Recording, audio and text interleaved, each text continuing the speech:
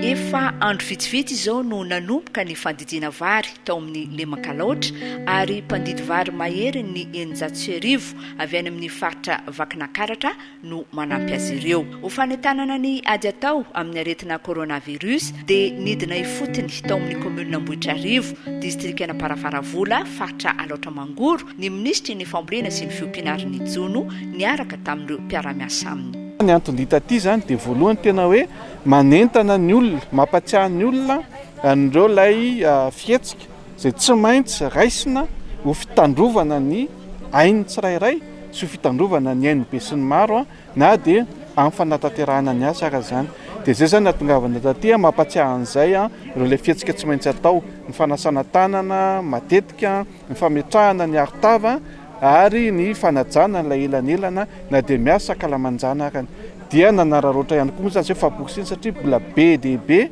raha iny an-dalana no hitanay tsy mampiasa an'ilay saritava.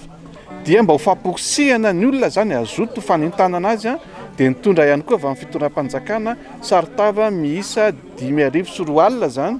Ka ny ray alina amin'io zany dia natao ho an'ireo lay mpanapaka vary sy ireo lay miara-miasa aminy fa ny ambony dia napetraka ihany koa zany eo anivon'ny faritra mba ahafahana ihany koa ahafahan'ny faritra manao an'izay fanentanana izay mba tsy ho fanentanana fanentanana fa fanentanana arahana fanolorana ilay arovava zany amin'izay fotoana izay. Nanamafy ihany koa Andriamatoa Minisitra fa tsisy atahorana raha ny vokabary ao amin'ny faritra Alaotra amin'ny ity taopam-bolena 2022 ity na teo aza ny tondra-drano nandalo tao amin'ny faritra. Na dia teo raha nitondra-drano izay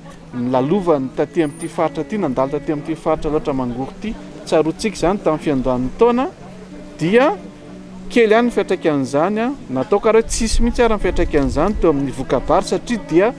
atenaina zany fa any amin'ny 4 alina sy 10 hetsy 540,000 tonnes ny akotry vokatra ity, zany hoe ao anatiny ataontsika hoe vokatra fenitra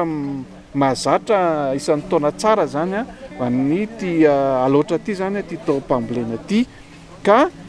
satria be dia be ny fanontaniana mipetraka hoe manahoana moa zany vokabary. Vokabary zany raha ny hita hatreto manerana Madagasikara ary isan'izany aty amin'ny faritra Alaotra dia tsara. Namafisin'Andriamatoa Minisitra fa manoloana ny zava-misy eran-tany dia mila manao ny ezaka rehetra amin'ity taona ity Madagasikara mba aleo tena arabary ka isy ny fametrahana ny tahiry stratégique izay iaraha-miasa ny fanjakana sy ireo mpanangom-bokatra mba tsy hidina ambany ny vidim-bary any amin'ireo mpamokatra ary tsy hiakatra ambony loatra eny amin'ny mpanjifa. Nohon'ny fananan'ny masomboly anjara toerana lehibe amin'izay hoe fahaleovan-tena arabary izay dia nitsidika ny fobe famokarana masomboly Anozy Boribory izay eo ambany fehin'ny ministeran'ny fambolena sy ny fiompianaran'ny Jono ihany koa ny ministra tompon'andraikitra.